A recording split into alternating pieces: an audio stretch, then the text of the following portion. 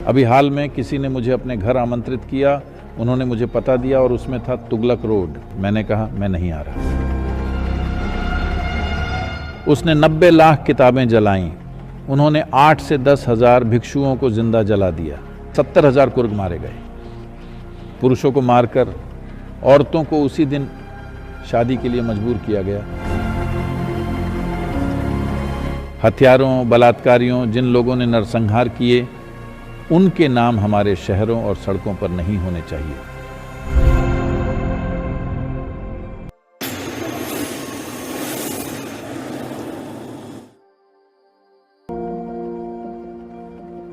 क्या आप निकट भविष्य में हिंदू जागृति देख रहे हैं या इसमें कितना समय लगेगा? मैं हिंदू शब्द का प्रयोग करने के बजाय सनातन शब्द का प्रयोग करना बेहतर समझूंगा, क्योंकि सनातन का मतलब शाश्वत होता है। कोई भी चीज तब तक शाश्वत नहीं हो सकती जब तक वह समावेशी न हो। तो जब हम सनातन कहते हैं, हम एक शाश्वत धर्म की बात करते हैं। धर्म का मतलब कोई रिलीजन नहीं है। दुर्भाग्य से यह शब्द इस तरह प्रचलित हो गया है। धर्म का मतलब रिलीजन नहीं है, धर्म का मतलब नियम है, एक शाश्वत नियम। आप शाश्वत नियमों तक कैसे पहुंचते हैं? कल्पना से नहीं, रूढ़ी से नहीं, ध्यान देकर, बाय ऑब्जर्वेशन, बल्कि अवलोकन और अनुभूति से आप सृष्टि के साथ तालमेल बिठाते हैं। सिर्फ वही सनातन हो सकता है। तो हम जो हैं उसका यही मूल तत्व है। दुर्भाग्यवश अधिकांश हिंदू आबादी को यह बात नहीं बताई गई है। बहुत से हिंदू बात करते हैं, हमारी अपनी किताब है, हम किसी किताब से नहीं टपके हैं। आप जानते हैं, हमने बहुत सी किताबें लिखी हैं, हजारों की संख्या में। ये जब खिलजी, उसका नाम क्या है? बख्तियार खिलजी। बख्तियार खिलजी आया, एक यूनिवर्सिटी, नालंदा यूनिवर्सिटी को उसने जला दिया। यह अनुमान लगाया जाता है कि उसने 90 लाख किताबें जलाईं। 500-600 साल पहले 90 लाख किताबें, दुनिया में कहीं भी 90 लाख किताबें नहीं थीं, कहीं पर भी। और वे 6 महीने तक जलती रही। यही कहा जाता है। कुछ लोग कहते हैं 12 महीने तक, आप 6 महीने कह रहे हैं, इससे कोई फर्क नहीं पड़ता। तब पेट्रोलियम नहीं था, तो यह संभव है कि उसमें 6 महीने या 12 महीने लगे। उससे भी ज्यादा उन्होंने भिक्षुओं को जिंदा जला दिया, क्योंकि उनमें से अधिकांश एक एक किताब का पाठ कर सकते थे। तो उन्हें लगा कि किताबें आपके भीतर जिंदा रहेंगी, तो उन्होंने उन्हें भी जिंदा जला दिया। तो अविश्वसनीय चीज यह है कि आधुनिक भारत में उस इलाके को बख्तियारपुर का नाम दिया गया है। यह एक चीज है जो हमें जरूर करनी चाहिए। विक्रम, आपको इस पर एक किताब लिखनी ही चाहिए। औरंगजेब स्ट्रीट है, औरंगाबाद, 60 से अधिक औरंगाबाद हैं। बख्तियारपुर है, कुतुब मीनार है। एक आदमी जिसने हिंदू और जैन मंदिरों को दूषित किया और उनसे एक स्मारक बनाया। जाहिर है टीपू सुल्तान भी है, जिसने बहुत भयावह काम किए थे। टीपू सुल्तान ने 4 लाख से ज्यादा हिंदुओं को जबरन इस्लाम में कन्वर्ट किया था, सिर्फ मालाबार इलाके में। पुरुषों को मार डाला गया। कहते हैं एक इतिहास जो उसके अपने बेटे ने सही माना है, इसका मतलब ये असली है। वे गर्व से दावा करते हैं कि उसने कम से कम 10,000 हिंदुओं को मार डाला और पुरुष मार दिए गए। महिलाओं को उनके पति की मृत्यु के दिन ही शादी करने के लिए मजबूर किया गया। नहीं मानने पर उनके गुप्तांगों में गर्म लोहा डाल दिया जाता था।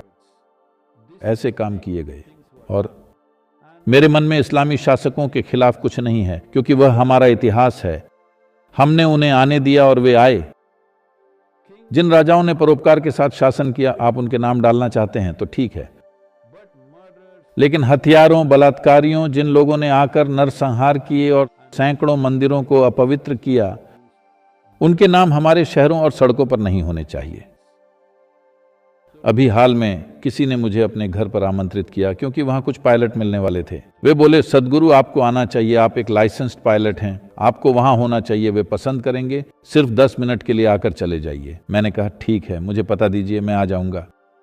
फिर उन्होंने मुझे पता दिया और उसमें था तुगलक रोड। मैंने कहा मैं नहीं आ रहा। देखिए, आपको समझना चाहिए, इसलिए नहीं कि वह इस्लामी शासक था, बल्कि इसलिए जो चीजें उसने की थीं। चाहे कोई हिंदू राजा या ईसाई हो, जैसे रॉबर्ट क्लाइव स्ट्रीट का मतलब है, मैं नहीं जाऊंगा। मैंने कहा, आप एक स्प्रे पेंट लेकर उस स्ट्रीट बोर्ड को काला पेंट कर दीजिए, फिर मैं आऊंगा, वरना मैं आपके घर नहीं आऊंगा। आप बेशर्मी से उस गली में रह रहे हैं, मैं उस गली में कदम नहीं रखूंगा। हमारे यहां क्यों नहीं है एडोल्फ हिटलर नगर?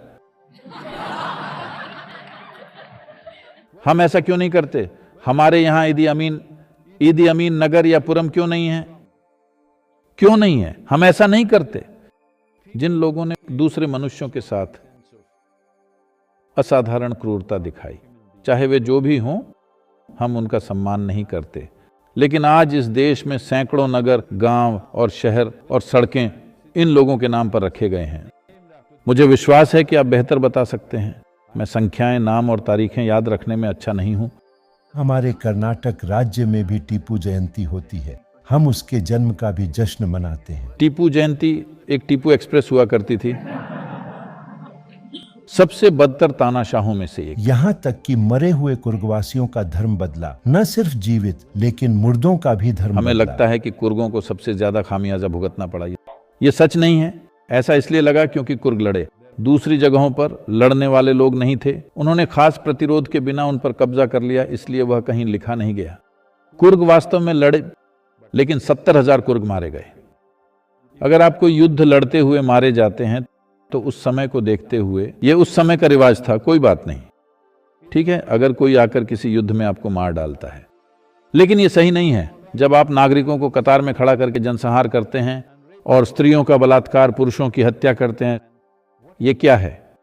जिन लोगों ने ऐसा किया उनका नाम नगरों और सड़कों और गोल चक्करों पर नहीं होना चाहिए, लेकिन दुर्भाग्य से ऐसा है। मैं उम्मीद करता हूं कि इस देश के भविष्य में निर्वाचित नेता इसे बदलने की समझदारी दिखाएंगे।